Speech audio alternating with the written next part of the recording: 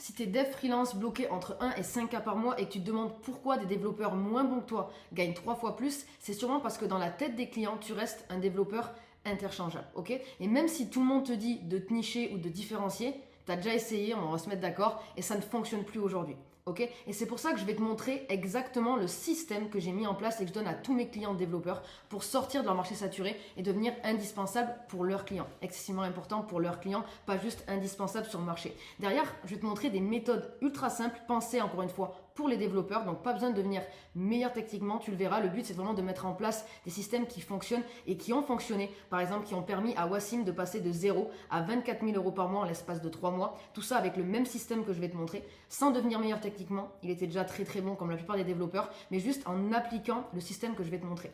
Pour ça, ce qu'il faut que tu comprennes, c'est que la seule raison pour laquelle tu galères à trouver des clients, c'est parce que tu es noyé dans la masse, ok? Noyé dans la masse des développeurs classiques. Et le problème, c'est qu'aujourd'hui, être un développeur classique, c'est plus du tout un avantage, c'est un inconvénient. Il faut sortir de ce marché-là. Et aujourd'hui, tu es invisible à cause de ça. L'objectif, c'est de se démarquer. Et donc, pour ça, on va directement regarder la première étape. Donc, définir son marché et se démarquer, bien sûr, en 3 étapes. C'est ce qu'on a mis en place pour Wassim.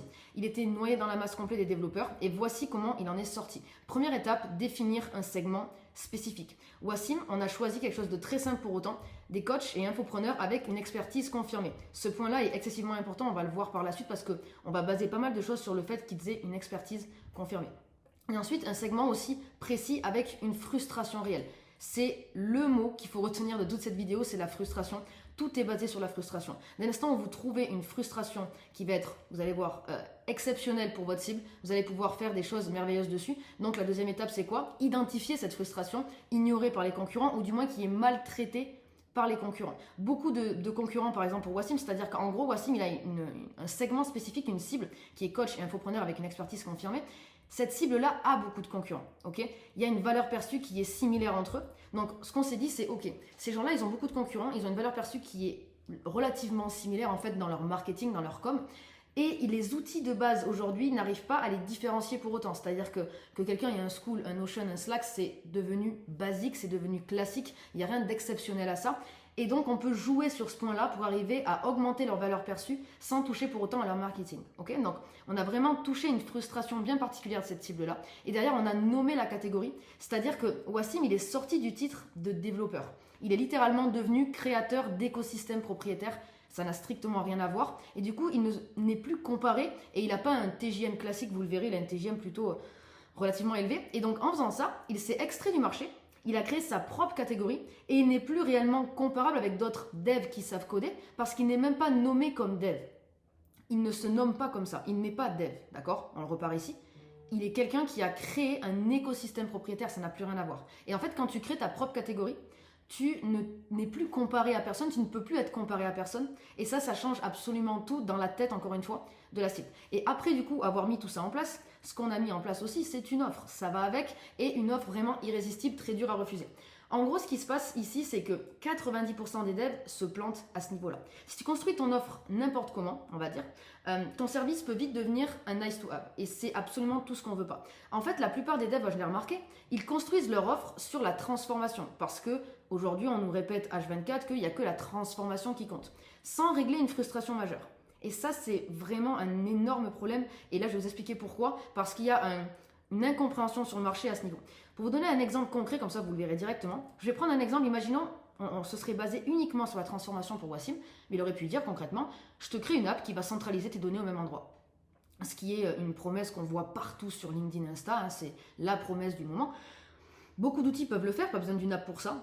Une app codée, elle n'est pas du tout nécessaire, ça ne répond pas à la frustration réelle, parce que je vous rappelle que la frustration réelle, on va repartir dessus, c'est le fait que, in fine, ils ont une valeur perçue qui est similaire. Et bien sûr qu'ils veulent centraliser leurs données, ils veulent aller plus vite, ils veulent que ce soit automatisé. Mais la valeur perçue similaire, c'est vraiment ça, leur frustration. Okay, donc d'avoir juste une app pour centraliser les données au même endroit, ça ne va pas leur parler.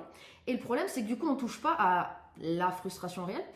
Donc l'offre n'a rien d'irrésistible, elle n'a rien d'exceptionnel. Pour autant, il y a une sorte de transformation. Ils passent de plusieurs outils à un seul. Mais on ne résout pas la frustration. Donc là, on a une offre qui est juste mauvaise. Okay, là, on va voir ce qu'on a fait avec Wassim. Je te crée une app sur mesure avec toutes les features que tu souhaites. La seule limite, c'est ton imagination. Cette phrase est très importante. Okay, de façon à te démarquer complètement de la concurrence avec un support unique adapté à ton image qui va fit parfaitement avec ton offre. Là, on parle pile poil à leur frustration. Et bien sûr qu'on va amener ce côté centralisation qui est très important. Et cerise sur le gâteau, cette app te permettra de supprimer tous tes outils actuels afin de centraliser l'entièreté de ton business à un seul endroit qui t'appartient. Okay. Si vous lisez cette partie-là ou cette partie-là, je n'ai pas besoin de vous dire que cette partie-là est bien meilleure. Parce que ça, c'est très très dur à refuser pour la cible de Wassim. Okay. C'est pour ça qu'on a mis ça en place. Ensuite, pour comprendre un peu plus, quand on résout une frustration, ça va créer mécaniquement une transformation. Par contre, apporter une transformation ne résout pas automatiquement une frustration. C'est exactement ce qu'on vient de voir ici. Et ce petit détail, en fait, n'en est absolument pas un. C'est la frustration de notre moteur. Parce que la frustration va amener une transformation et pas l'inverse. Okay. Donc là, vraiment, j'insiste à mort là-dessus parce que c'est quelque chose qui n'est absolument pas fait sur le marché. Et dès l'instant où certains d'entre vous le mettront en place, vous verrez la différence, elle est énorme, même en termes de marketing derrière, etc. Donc ensuite, comment on bâtit cette offre? C'est très simple. On définit l'idée centrale de l'offre, reliée bien sûr à la frustration, toujours important à ce niveau. Ensuite, on repère toutes les problématiques potentielles et on les résout une par une. C'est la partie la plus longue, la plus frustrante même, parce que ça prend beaucoup de temps. Mais dès l'instant où on la fait bien, c'est juste magnifique. Étape 3, on définit le mécanisme de l'offre. Donc, comment faire passer le client de A à Z, aussi très important. Et ensuite, on ajoute des quick wins pré-achat. Avant même que la personne ait acheté, il faut qu'elle ait gagné quelque chose. Okay. C'est ça qui va rendre l'offre sexy et vraiment difficile à refuser derrière. Okay. Donc, dès l'instant où on a validé ces étapes, on passe bien sûr à la communication parce que c'est bien beau d'avoir une offre. Si elle n'est pas comprise, ça ne sert pas à grand-chose. Il faut absolument que tu parles pas de ce que tu fais, mais que tu parles de ce que ça peut apporter. C'est quelque chose de très connu, ok? J'ai rien inventé à ce niveau. Le problème, c'est que ce n'est pas mis en place, d'accord? Donc là, je vais donner vraiment le framework que j'ai utilisé avec Wassim pour qu'il puisse mettre en avant cette partie-là parce que c'était le premier aussi à parler à des devs. C'est-à-dire que le problème aujourd'hui, c'est que les devs, ils communiquent en parlant comme des devs. Sauf que le problème, c'est que la cible, là pour le coup pour Wassim, c'est pas des devs, c'est des mecs qui parlent business. Donc ça ne matche pas. Ok. En fait, le gars, il s'en fout que tu es codé en Python ou en PHP ou je ne sais quoi. Il s'en fout complètement parce qu'il ne sait même pas ce que c'est. D'accord? Il veut savoir ce que ça va lui apporter. Et ça, c'est l'énorme problème, c'est le côté un petit peu, on va dire, le syndrome de l'expert et du personnage principal. Ok. Et ça, il faut vraiment l'enlever complètement parce que sinon, ça ne marche pas. Ce qu'il faut comprendre, c'est qu'il y a 3 switches à faire absolument. Le premier, c'est déjà, première chose ultra importante, fini le jargon technique. Il faut chercher à vulgariser chaque propos. Ensuite, fini aussi les explications de livrables. On parle uniquement de bénéfices. Et le troisième switch, c'est fini l'aspect transformation simple, comme vous l'avez vu. Nous, on parle de frustration, parce que c'est ça qui fait mal. Et c'est l'émotion, en fait. On sait très bien que les gens prennent des décisions sur l'émotion, pas sur de la logique. Donc derrière, il faut absolument parler de la frustration et ça amènera à la transformation. Et le framework qu'on a mis en place pour que Wassim déjà ait aussi des leads en inbound, aujourd'hui c'est son cas, on s'est posé plusieurs questions et je vous recommande de vous les poser aussi sérieusement et vraiment d'y répondre avec précision. Quelles sont les 3 plus grandes frustrations de ma cible? Ça, c'est une question de base, la plus importante de toutes, parce que c'est là-dessus que vous allez baser tout votre contenu. Quelle solution je mets en place pour résoudre ces frustrations-là? Comment rendre ces solutions accessibles et orientées bénéfices? Parce que vous, les solutions que vous allez mettre en place, ça va être des livrables sur le moment. Il faut transformer ces livrables en bénéfices.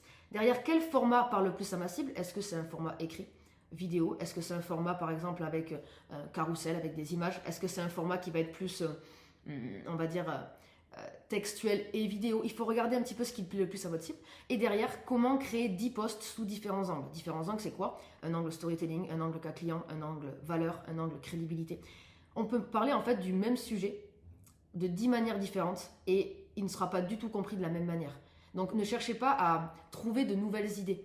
Gardez les idées que vous avez et traitez-la sous différents angles. Et vous verrez que c'est ultra simple de créer du contenu derrière ça. Vraiment. Ce qu'il faut comprendre, c'est que ton contenu, il doit attirer ta cible. D'accord? Elle doit se reconnaître dans tes posts, bien sûr. Elle doit aussi reconnaître ses frustrations dedans et se sentir comprise. Ça, c'est l'aspect le plus important. Tu dois utiliser ses mots, pas les tiens, et lui montrer que tu as la solution pour elle. Ça, c'est ultra important. Maintenant, petit point, si ton offre, elle est encore floue pour toi, là, en 5 minutes, tu peux passer ton offre au scanner complet avec le petit quiz off-market que j'ai mis en place. C'est le même diagnostic qu'on a mis en place pour Wassim dès l'instant où il est rentré dans l'accompagnement. Donc, tu peux directement aller en description et tu verras qu'il y aura un petit bouton, tu pourras faire le petit quiz et tu auras les petites réponses à tes questions par rapport à ton offre et aussi plein de petites choses qui te permettront de l'améliorer. Donc, n'hésite pas directement en description à ce niveau-là. Ensuite, on va passer à la partie acquisition. C'est bien beau d'avoir de la com, d'avoir une offre, d'être différenciant. Il faut maintenant aller chercher du coup du client. Donc, le but, c'est d'attirer des prospects, mais in fine quand même que ça devienne des clients.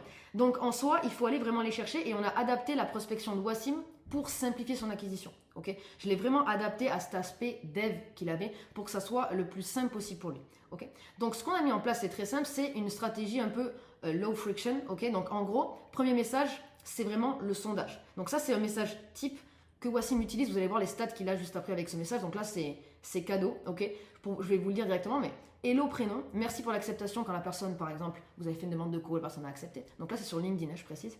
Je fais un petit sondage auprès des coachs dans X niche, X segment. En ce moment, tu utilises quoi pour héberger ton programme? School, Notion, System.io ou autre chose? Okay. Ça, c'est une question fermée, facile à répondre et sans pression de vente. Okay. Derrière, ce qui se passe, c'est quoi? C'est qu'il y a un message 2 quand la personne répond, le pivot de valeur. C'est-à-dire que la personne va dire par exemple, ok, ben moi j'utilise actuellement School, pourquoi tu me poses cette question? Okay. Et nous, ce qu'on va dire, c'est, je te demande ça parce que je compare un peu les setups que j'ai trouvés, les setups, et j'ai trouvé un truc vraiment puissant en termes de valeur perçue. Je peux te l'envoyer gratuitement si tu veux. Dès qu'il répond, tu enchaînes, ok? Et tu enchaînes avec quoi? Tu vas enchaîner en fait tout simplement avec un message particulier. Je vais te montrer ça. En fait, le but c'est que tu enchaînes avec quelque chose qui a énormément de valeur. Et ça, c'est quoi? C'est un loom. Ok. Donc là, tu vas envoyer un loom, une vidéo de 2-3 minutes où tu vas montrer une maquette, par exemple personnalisée, ou une démo, peu importe, qui va répondre à sa problématique. Ok. Le taux de réponse, il va vraiment exploser quand le prospect, il va avoir un visuel de ce qu'il peut obtenir. Okay, donc c'est très important de passer par cette étape Loom. On ne voit pas un PDF. On voit un Loom où on voit ton visage, où on te voit parler, on voit ton énergie, c'est extrêmement important. Et ensuite, pourquoi tu dois parler des outils d'abord? Parce que là, si on regarde, là je parle des outils en priorité et pas de la valeur perçue. La valeur perçue, j'en parle ici. Okay. Pourquoi? Parce qu'en fait, c'est la bonne porte d'entrée. Okay. Le Loom, en fait, il va préciser, on va dire, la frustration complète, la valeur perçue et la distinction sur le marché. Mais nous, on cherche une porte d'entrée simple. On veut une question simple qui permet à la personne de répondre de manière simple sans avoir à réfléchir. Et derrière, ici, on commence déjà à faire le switch et parler de valeur perçue pour que la personne accepte le loom. Ok, c'est quand même un minimum travaillé quand même. Et en 2 messages et un loom, on englobe la totalité de la frustration de la cible. Et derrière, pour vous montrer un petit peu les performances qu'il y a eu avec Wassim, donc là, par exemple, c'était pour le mois de février. Ok, ça c'est le mois de février. 310 messages envoyés, ce qui est peu, ça fait 10 messages par jour, donc c'est pas énormissime, ok, c'est réalisable par tous. Réponse obtenue 161, donc il y a un taux de réponse qui est quand même de 51,9%, donc c'est validé. Hein. Honnêtement, c'est validé, dès qu'on est au-dessus de 40, on peut valider. Le taux de call booké est relativement bas, 3,5%. Par contre, c'est des calls ultra qualifiés, vous allez le voir derrière parce qu'il a un taux de closing qui est relativement élevé. Par contre, le taux de show-up est de 100%. Certes, il n'y a pas eu 108 appels, ok, mais le taux de show-up est quand même de 100%. Et ça veut tout dire. C'est parce qu'en fait, le loom sert vraiment de pré-pitch, sert à réchauffer énormément et du coup les gens ont envie de savoir ce qu'il va proposer en call et ils viennent. Ok, et ils viennent. Donc la suite c'est quoi? C'est que maintenant qu'on a fait tout ça, il va falloir convertir ce prospect là qu'on a en appel. En fait le prospect quand il arrive ici, il est déjà converti à 90%. Ok, le loom a fait son taf, il est converti à 90%. Mais si tu gères bien en fait derrière ton acquisition, un appel il a juste pour objectif de gagner les 10% manquants. Donc même si aujourd'hui t'es pas bon en vente, ben, il s'avère que Wassim n'était pas le meilleur non plus, on va pas se mentir, hein, loin de là. Mais vu que le loom fait le travail en amont, et le loom on peut le préparer, à la différence d'un appel de vente où on est en live, donc on peut pas trop se préparer, un loom on peut le préparer. Donc on peut faire un taf en amont qui est préparé, donc on n'a pas besoin d'être excessivement bon en répartie ou on va dire en brisant les objections ou quoi, parce qu'en soi il n'y a que 10% du taf qu'il y a à faire. Okay. Donc la suite c'est quoi? C'est qu'avant l'appel, ce qu'il faut que vous fassiez, ça c'est excessivement important, j'en vois aucun le faire, je comprends pas pourquoi. Avant l'appel, il faut absolument que vous ayez les bonnes informations de la personne. Donc en gros, quelles sont les informations dont tu as besoin en fait avant l'appel, ok, afin de pouvoir lui poser les bonnes questions au bon moment. Ok. Donc là, tu peux faire une liste très simple des questions à poser par rapport aux informations dont tu as besoin. Là, tu peux te poser, te dire de ton côté, ok, là j'ai un gars en appel, j'ai besoin de quelles informations le concernant pour pouvoir lui proposer mon pitch de la meilleure des manières. Quand vous avez les infos, derrière, vous en déduisez les questions. C'est pas excessivement compliqué, mais vous avez des bonnes questions du coup en appel. Okay. Derrière, ce qui se passe, c'est quoi? C'est qu'on va regarder ici. La structure du call, elle est très simple. Première phase, icebreaker, relativement classique. Donc, tu détends l'atmosphère. Un prospect qui va être à l'aise sera beaucoup plus enclin à acheter. Okay.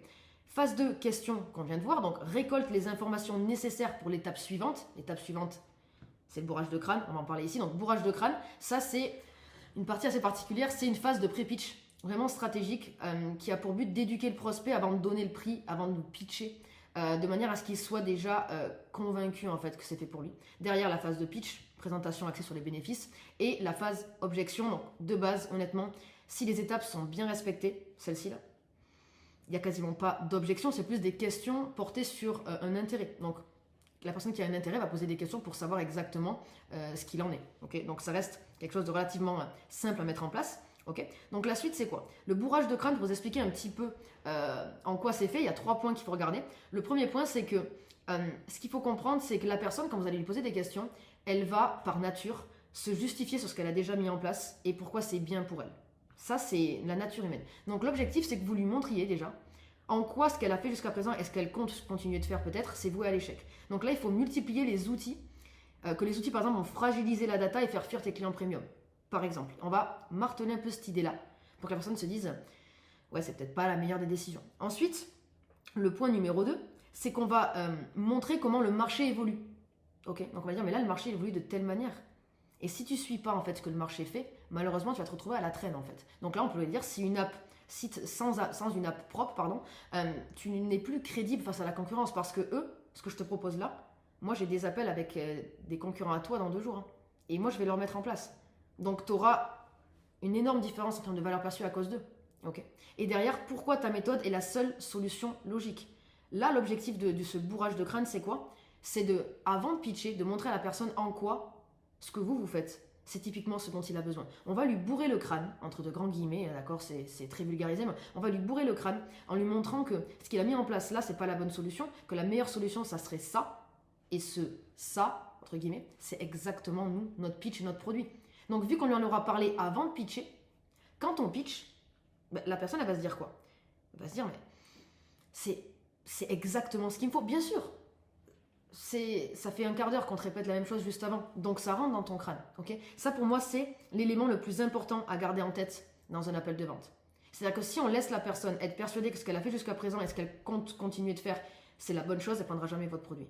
C'est une certitude. Okay, donc ensuite, ce qu'il faut voir un peu, c'est la partie du coup, ça c'est la partie intéressante, c'est que quand tu annonces, donc mon offre, c'est justement de mettre en place ce système que vous avez expliqué dans le bourrage de crâne ici, là, ben, automatiquement la personne elle peut pas dire non, parce que dire non, ça voudrait dire entre guillemets dire non à la logique qu'il vient de valider. Là, ce qu'on cherche ici, c'est que la personne dise ouais, je suis d'accord avec toi, ouais, c'est pas faux. Non, mais c'est vrai, t'as pas tort. Hein. On cherche à ce qu'ils disent ça, ok? On cherche à ce qu'ils approuvent, d'accord? Et qu'ils disent pas oui, mais oui, je suis d'accord. Ouais, c'est vrai. Le c'est vrai est très très fort en appel de vente. Le oui n'a aucun sens. Le c'est vrai est très très fort. Quand quelqu'un vous dit c'est vrai plusieurs fois, ou ouais, t'as raison, ouais, j'avoue, ça marche bien. Tu vois? Donc, dire non après ça, ça serait dire non à une logique qui vient juste de valider avant. Donc, ça serait pas du tout cohérent et l'être humain a besoin de cohérence. Okay, et ça, c'est vraiment imparable, typiquement. Et c'est ce qu'on a mis en place avec Wassim. Je vais vous montrer ces chiffres juste ici. Hein. Donc, ce que je vous disais, par exemple, le taux de closing, il est à 41%. Okay, donc il a 6 clients qui ont signé sur la période du coup, donc sur le mois de février. Donc pour un total de 24 000 euros du coup. Donc là c'est en 3 mois, mais c'était sur le mois de février qu'il a fait 24 000 euros. Okay, donc il est passé de 0 en décembre à 24 000 euros en février, sur le mois de février complet. Le CA par call, il était à 1846 euros, donc c'est relativement énorme, on va pas se mentir, c'est vraiment énorme. Ensuite le CA par loom envoyé, c'est 960 euros. À partir de là, on a envie de faire des looms souvent. On a moins la flemme. Et même le CA par message est énorme. Un message, 77 euros. C'est démentiel quand même, on va pas se mentir. Donc bizarrement aussi, il a eu envie de prospecter, ça l'a moins dérangé. Okay, donc, je peux vraiment vous montrer les chiffres qu'il a et comment ça fonctionne. Donc ensuite, petit point important, le récap complet du système. Si on regarde bien, qu'est-ce qu'on a vu jusqu'à présent? Étape 1, définir son marché, donc sortir de l'invisibilité. Étape 2, une offre irrésistible, donc résoudre la frustration. Okay. Étape 3, communication, donc parler business, pas technique. Très très très important, parler des bénéfices, parler des douleurs, mais ne jamais parler de technique, ça ne sert à rien.